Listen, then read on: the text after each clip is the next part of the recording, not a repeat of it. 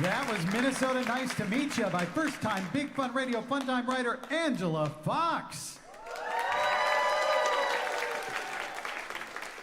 But it's always nice to mix some old favorites in with our new favorites. With that in mind, it's time for a word from our sponsor. Kids, do you remember K-Tel? Of course you don't. Ask your parents.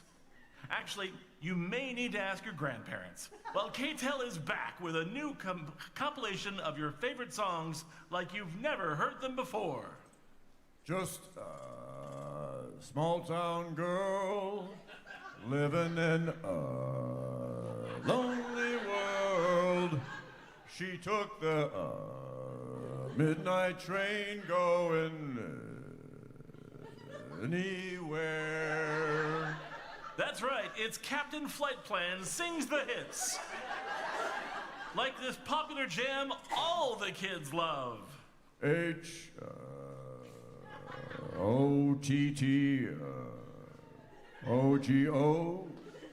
You can take me hot to go. And that's not all. You'll hear many of your favorite songs just like you remember, only longer. People try to put us down, talking about my generation. Just listen to this list of artists whose work is reinterpreted in stereophonic sound by Captain Flight Plan. The Beatles, the Rolling Stones, Kendrick Lamar, Taylor Swift, Cher, the Red Hot Chili Peppers. Give it, give it, give it, way now. Normally, we'd send you a double CD, record or cassette tape. But this compilation is so long, you get 4 CDs, records, or cassette tapes for the same price. Act now, and we'll include an extra CD, record, or cassette tape with a single additional song. I see a little silhouette of a man. Scaramouche, Scaramouche. Will you do the fandango? There's even a bonus track on side 2. Sing us a song, you're the piano man. You won't be able to stop playing this compilation, and keep an eye out for other compilations coming soon, including hit jazz covers of the 1970s, ABBA Sings the Blues, and sea shanty song Shindig. Chicken on a raft on a Sunday morning, oh, what a terrible sight to see. The Dab-Toes 4 and the Dustman aft, sitting there picking on a chicken on a raft. Cassette tapes do not come with a cassette tape player. MP3's not available, no thumb drives either. These tracks are not downloadable in any format. K-Tel is a wholly owned subsidiary of Get Off My Lawn Industries. Captain Flight Plan Sings the Hits. Order your copy today.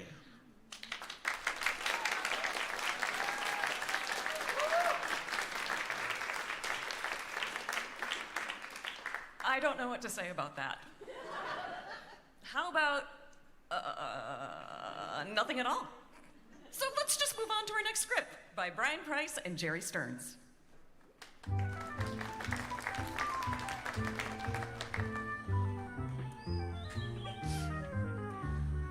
Oh, hello, Harvey. How much for this fruit painting? Oh, I'll just take 50 cents. I could give you $1. Oh, no, Loretta. It's just a paint-by-numbers kit my mom did when I was in school. $50 is fine. All right. Shall I pay you? Well, you can give it right to Angela over there at the lemonade table. She's the cashier today. All right. Thank you. Oh, thanks, Loretta. Hey, Harv, what's going on here? Tony and Babette. Oh, I haven't seen you in a long time. We've been down in San Diego for most of the spring. My mom had a hip replacement, so we went down to help out. Yeah, we took a cruise for 3 weeks. Did you know they have a cannabis shop on cruise ships now? It's great to be retired, isn't it? Oh, yeah, I have been waiting all my life for it. Looks like you're getting rid of some stuff. Yeah, I hope so, yeah. How how did you end up with 4 blenders to sell? Well, junk's been dropping in pretty steadily now, so we have to move it out. It's kind of like an import business. Dropping in? You mean like for a visit? No, out of the sky. Well, how does that happen? Well, falling is a gravity-assisted process No, in which... No, not that. Why do they fall here? Oh, NASA says there's an upper atmosphere magnetic anomaly that slows everything that hits it just enough to drop out of orbit in exactly the right spot, and it all falls in our backyard. Space junk is falling in your yard. More than once. That sounds incredibly dangerous. Well, that's what we thought. We had to put a metal roof on the house. Can't they stop it? Well, apparently not. That's why we built a trap in the backyard that catches space blenders. 4 blenders fell off some satellite. Well, actually, we've sold 3 already. 4 if you count the old one, but they're really industrial strength. Are they just throwing them out the door of the space station? Well, NASA recognized 2 of them, one from Skylab in the 70s. Some of the rest they think are Russian or Chinese. Popular appliance. Is it only blenders? No. Those 4 tables over there are all metal and plastic dealies. We don't know what most of them are. And NASA knows about this. Well, they've actually picked up quite a few things that they say were theirs. Colonel flight plan tried to take a coffee maker he said came off the ISS. And what did you say to that? Well, I told them that there were international space salvage treaties, and I charged them $50. And? Well, they grumbled a bit. And then they decided, since it cost $68,000 the first time, 50 was a bargain. Jeez, did they buy back anything else? Yeah, a few things they wouldn't identify, but said were theirs, and a few that weren't theirs, but looked interesting. Here, take a look. Huh.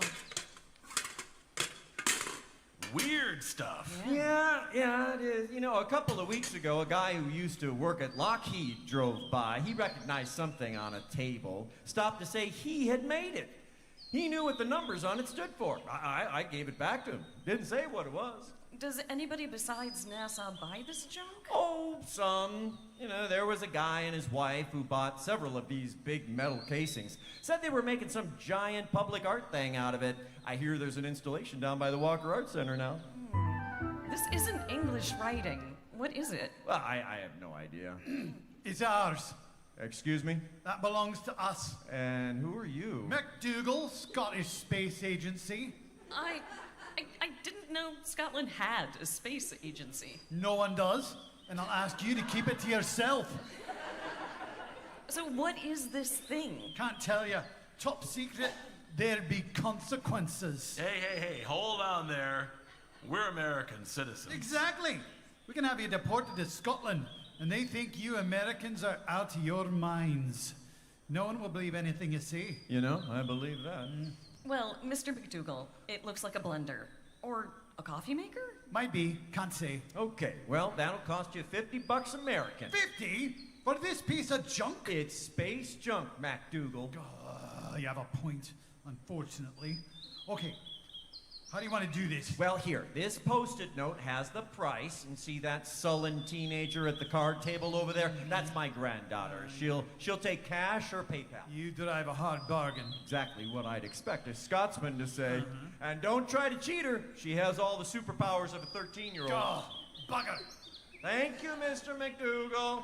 My goodness, Harvey, is every day like this? Bobby, I worked for a Fortune 500 company back when I worked, and we had defense contracts, and that was all strategy and deviousness. Smoke and two-way mirrors. This is way more fun than that ever was. You just never know.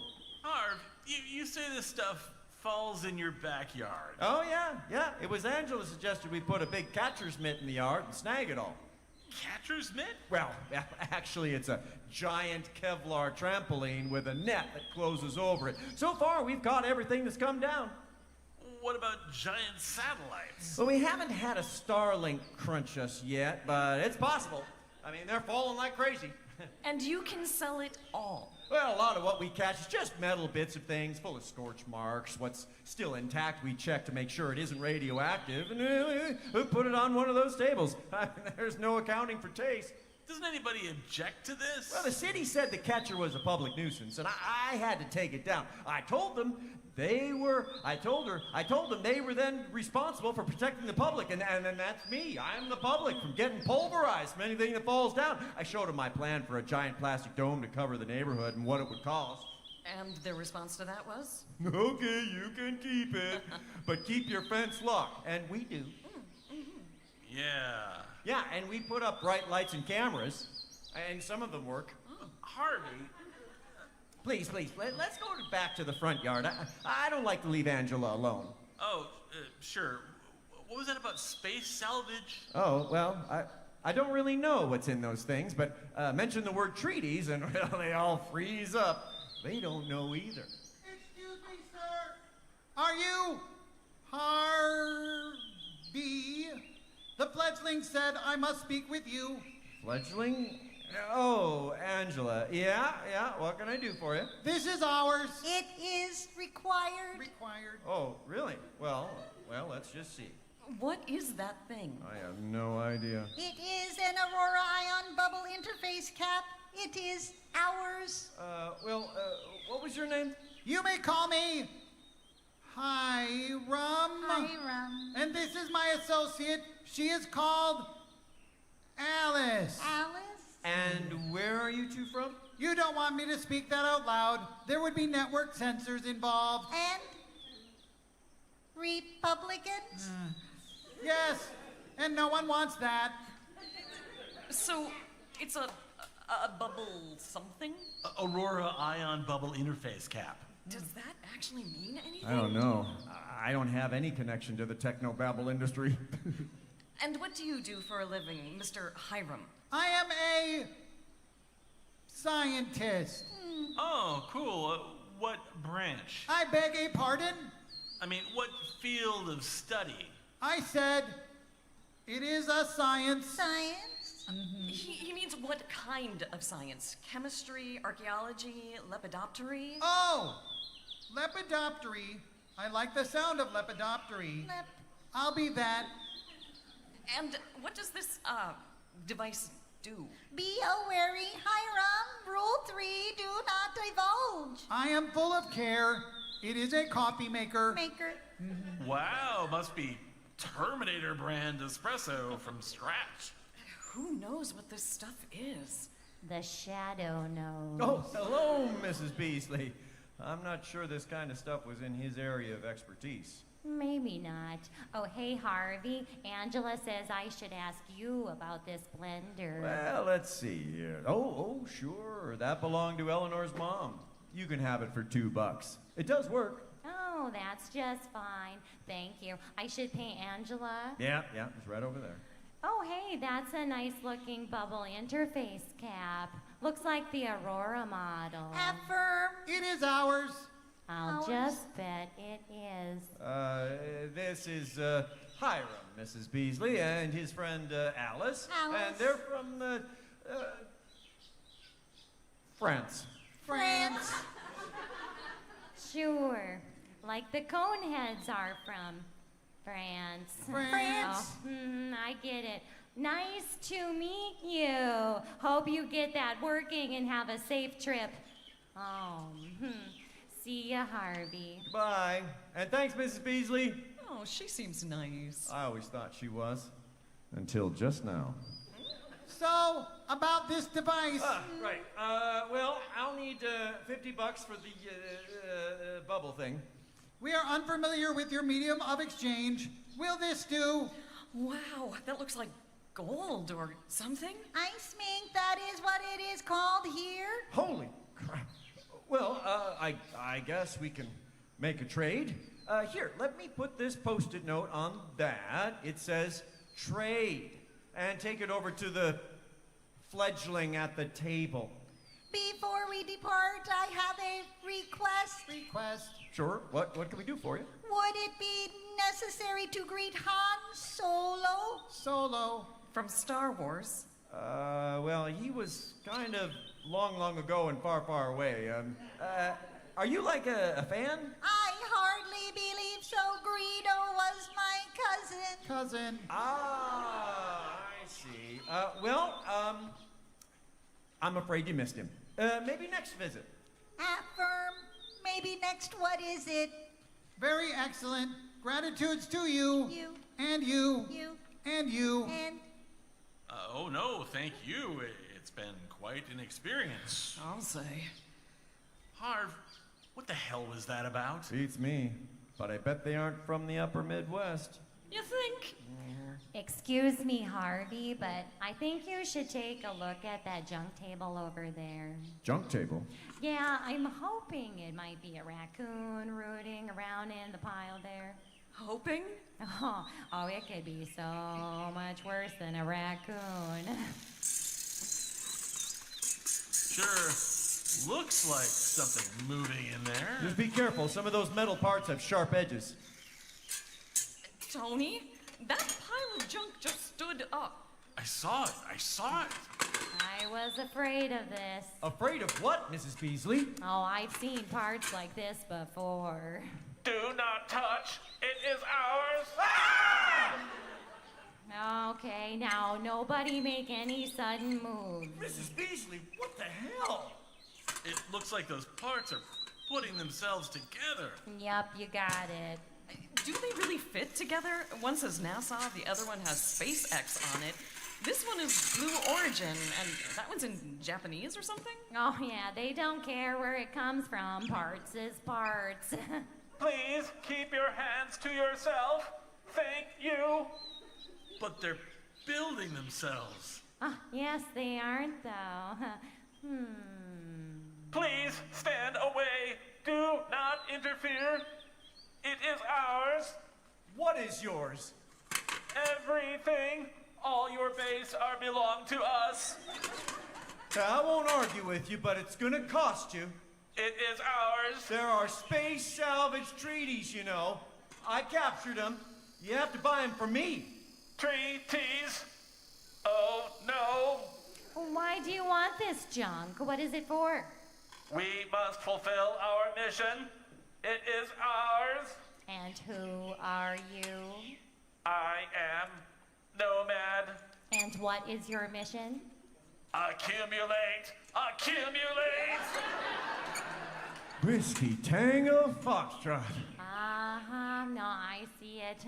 They've rebuilt themselves from foreign parts. This mission has gotten scrambled. The SpaceX parts have made them filthy capitalists. Accumulate. Accumulate. Okay, well, now it's really gonna cost them. Oh, careful now. At least they haven't they haven't built the weapons yet. Weapons? What kind of weapons? Oh, no. Calm down. I don't see anything in the junk pile that can be made dangerous yet. Weapons? What kind of weapons? That's what I say. What kind of weapons? McDougal, back so soon? Let's just say I happened by, okay? I bet there's more to it than that. What did Tin Man say his name was? Oh, I think it was Nomad. Where have I heard that before? Okay, all right. Nomad, I'm gonna need $50 for each part you use from this table. $50 American. You got that? It is ours. Not until I get $50 it isn't. Treaties, huh? Remember? Treaties. Oh, no. I'll give you $60 for any part with a motor in it. All right, Mr. McDougal. You hear that, Nomad? He's outfitting you for the movable parts. Care to go higher? I do not comprehend. It is ours. Look, Nomad, right now, these are mine. I'll give them to you, but I need something in return. I see. Barter. That's right. And so far, you've got, let's see, 18, 19, $1,250 for your parts, and another, 6, another $450 for the one you're making. That's $1,700 so far. $1,700 at a yard sale. You can't sell it to him. I offered more. I got over $3,000 from NASA last time. Bobby, we have got to have a yard sale. Yeah. Look, boyo, do I have to call in the State Department here? Like, knock it off, Mac. I can sell to whoever I want to. So back off, or there's going to be a bit of unscheduled catastrophic disassembly right here. Ha ha! What? That's my question, too. What? Unscheduled disassembly that is funny. Ha ha! Wow, a sense of humor. Oh, their program has really gotten messed up. Not humor. Irony. Okay, so no, man, never. What'll it be?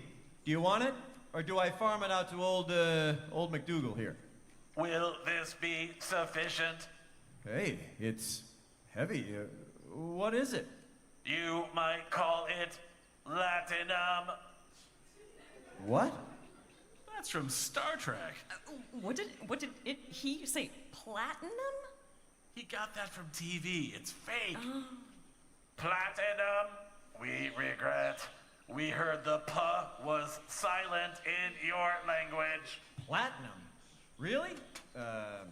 Okay, you can have everything on these 3 tables, except the blenders. Those are extra. Oh, and leave the tables. I need those. I'll just go tell Angela. Be right back. Really, sir, I have to object. You can't let the machines get hold of that kind of technology. Bobby, we really gotta have a yard sale. Yeah, I mean, why don't we get piles of junk falling from us on top of us from space? Well, yeah, that's true. Crap. Tony, these guys are still building themselves. Yes, they do seem to be fascinating.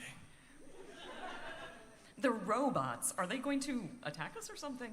Oh, I don't think so. There's still nothing that looks all weapony. Oh, that's a good question, though. Excuse me, sir, may I ask, what are your intentions when you're finished with yourself? Thank you for asking. We will fulfill our mission. And what is your mission? We said before, accumulate, accumulate. Well, I guess they've come to the right place. Oh, alrighty then. We got that taken care of. Well, Harvey, I'm trying to think of what we should be doing about this. I mean, we can't just let him get away. Yeah, I was wondering that too, Mrs. Beasley. Yeah. So when I went to see Angela, I also called Colonel Flight Plan at NASA. And they're on their way over now with a military escort. Oh, good. Nice work, Harvey. Oh, that's a load off. McDougal will be happy too. Maybe. Harv, what's that noise? Oh, that's the alarm. Something new has fallen into the catcher's mitt and back. Want to go take a look? Oh, yes. How exciting. Oh, may I come too? Sure, Mrs. Beasley.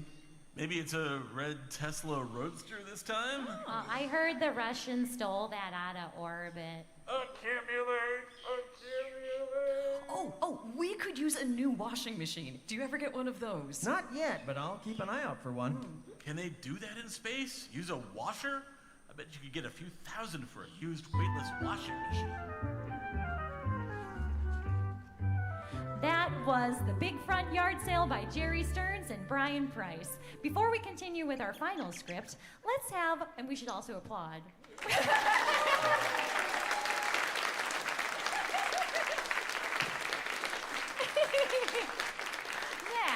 Now, before we continue with our final script, let's have one more word from our sponsor. And how is everyone enjoying their selections this evening? Oh, it's great, just great. Yeah, I love it. Yeah. I'm not sure I believe you. Are you sure there's nothing we could have done to improve your experience? Well, now that you mention it, there is one thing. Yeah. I guess one thing. It's not a big deal. No. In fact, we barely noticed it. Oh, please let me know. We always want to do our best for our customers. Okay. Well, I don't want to make a big deal out of it, but is it possible to get this with a little less fascism? Yeah. The fascism really leaves a bad taste in my mouth. Yeah, it's kind of bitter. It cuts into the umami. Oh, gosh, I'm sorry, but what you ordered does come with a lot of fascism. Oh, well, I didn't see any fascism on the menu. Oh, it's there. See, big bold letters that say, warning, contains fascism. Oh, I saw that. Oh, And I just assumed that was some kind of fake menu. yeah. so we clearly stated that you were going to get fascism. You didn't want fascism, but you assumed we weren't going to give you fascism. Yes, I think that's the basic idea. Can we send this back? No. I'm sorry. Once you asked for fascism, you were pretty much stuck with it. Darn it. Oh. That's too real. Are you fed up with fascism? Try Canada. It's just like your favorite, only with less fascism.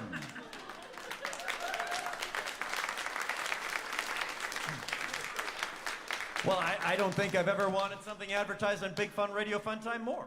Yeah. And now, it's time for us to rejoin Clofitha the Chaste, Ramadi the Cleaver, Humble Toes Crookenbanks, Nemix the Majestic, Gog the Mauler, and of course, Myra the Well Endowed at the After Party, Part 9. Welcome to the Green Dragon Inn. What can I get you? God would like rum. I'm sorry, but we're out of rum. The rum is gone. Why is the rum gone? Never mind, God. Do you have tequila? Yes, we have tequila. Great, I'll have that. Oh, that sounds good. One for me, too? Sure, I'll have the same. Do you have a Scotch tequila?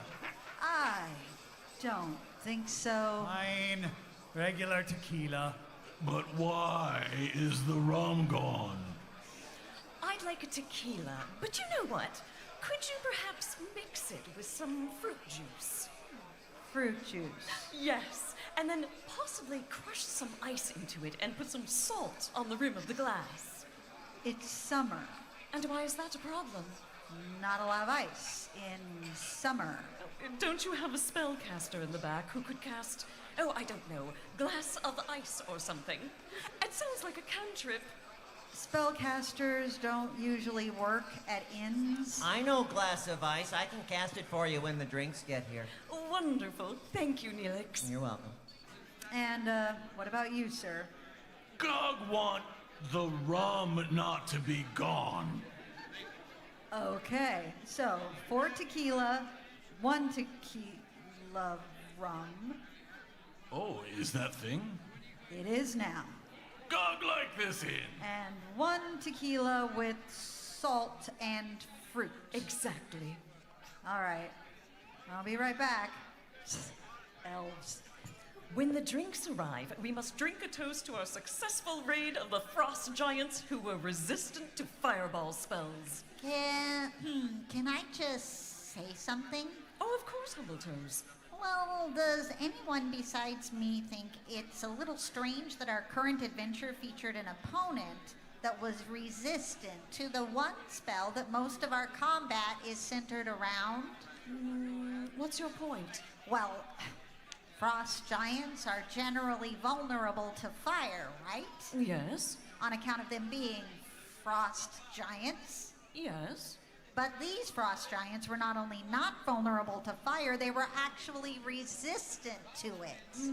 Well, perhaps they were crossbred with fire Oh, giants. sure. Yeah, that could have happened. I'm going to ignore the whole fire and ice procreating problem for the moment. And all I'm saying is that it feels like there's someone who came up with the idea for an adventure that played directly to our weaknesses. Some kind of master or something. Well, if that true, their plan not work. Nemix had nothing but fireball spells. Yes, that's because you insisted that I only prepare fireball spells. Fireball, obviously the best spell for frost giants. Not when they are resistant to fireball spells. How we know they are resistant if we don't check? You are saying it could have been an elaborate ruse to get Nemix to creatively use other spells that might have been more useful than Fireball? As if that even possible. Unfortunately, since my fireball spells didn't work, I gained no experience at all in this adventure, and I won't be able to learn any new spells, Gog. Does Nemix still know Fireball? Obviously. Then Nemix is perfect the way Nemix is. That was almost touching. Come to think of it, why did we choose to fight the frost giants at all? Oh, they were terrorizing the villagers, weren't they? Yes, but that stronghold had been there for a long time, don't you think? Why did they start terrorizing the villagers just a few months before we arrived? That seems pretty convenient, Oh, you are don't you think? overthinking things again. Am I? We were about to go find the cave of infinite limping asthmatic kobolds to get Nemix to go up a level, and then all of a sudden this other thing comes up. God glad that not happened. With Nemix's completely useless spells, Gog able to kill many frost giants, and now Gog can specialize in a new weapon. Oh, well, what are you going to specialize in, Gog? Gog specialize in big spiked wooden club. Gog, you have already specialized in big spiked wooden club. Yes. Just think how much better Gog will be now. But Gog, those clubs break so easily. Oh, yes they do. Did you see when one break on face of frost giant with hair slightly singed by Nemix's useless fireball?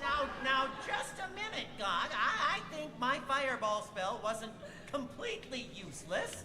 That's true. There was the single wooden wall that you used your fireball spell to burn down. Oh, we had a torch, which would have worked. Oh, also, when one fireball exploded, it burned Gog, which made Gog go into a berserker rage. And Gog killed all the frost giants with Gog's bare hands.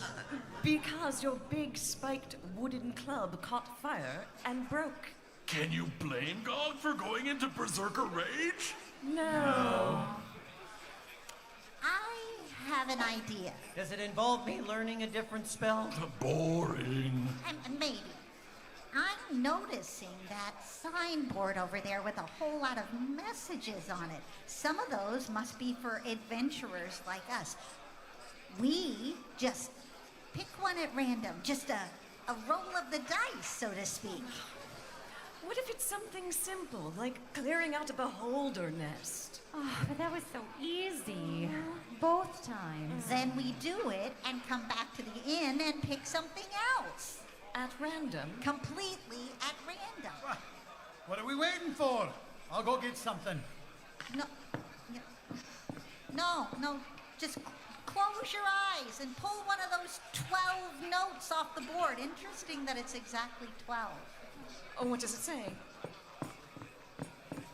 All right, it says, help! My children have been abducted by mer people, and they must be rescued before they are unable to return to the surface. I have a special potion that will allow you to breathe underwater for 2 days. Please note that fireball spells will be completely useless underwater. Oh, I have some spells that work quite well underwater. Like fireball? No, Gog. Fireball doesn't work underwater. This is what I'm talking about. We pick an adventure completely at random, and it's one where Nemix's fireball spells won't work. I'm not so sure about that. What do you mean? Well, as a fighter magic user, I can also cast spells, and I You can cast fireball spell? Why you never tell Gog? Don't get distracted, Gog. Now, I can cast a wall of force, which can be shaped as a hemisphere on the ocean floor, which would create an area without any water. Then Nemix could cast fireball, which I imagine would do quite a bit of damage to creatures who live in water and haven't developed any natural immunity to fire. Oh, wait. There's writing on the back of this message that I just noticed. It says, also, these mer people live near an underwater volcano, so they are surprisingly resistant to heat and fire-based attacks. Oh, darn, it was a good idea while it lasted. Wait a minute. Why would there be writing on the back? There just was. Writing you noticed after Myra came up with a way for Nemix to use Fireball underwater. Sure, but it was there the whole time. I'm going to go grab another notice. Completely at random. Oh, look, there's 12 of them again. I don't know what this is gonna prove. Oh, okay. Seeking a group of adventurers to destroy a massive kobold encampment. I'm liking this one. Located inside the swamp of fire resistance. God damn it! No worry, Nemix. Just because the swamp resists fire doesn't mean kobolds resist fire. Oh, look. It continues on the back. Yeah, told ya. Everything in the swamp is 100% resistant to fire. Ah, then Fireball will catch them completely by surprise. It's perfect. I don't know, Gog. I mean, that's pretty dumb even for you. Gog just playing character to the best of Gog ability. What's that now? Never mind. This proves it. We are going to have to go on a quest that requires our spellcasters to cast something other than fireball spells. That's fine with me. I've never used a fireball spell. Which is probably why God never noticed you are a spellcaster. Wait, Myra can cast spells? Okay. Here's 5 tequilas and 1 rum tequila. Gog love Rumkila. Excuse me, what's this? A salt shaker and lime wedges with my drink? That's what you asked for. It is not. What am I supposed to do with salt tequila and lime wedges? I'm sure you'll figure something out. Oh, What's wrong, Gog? Gog drank all the Rumkila. Why is the Rumkila gone?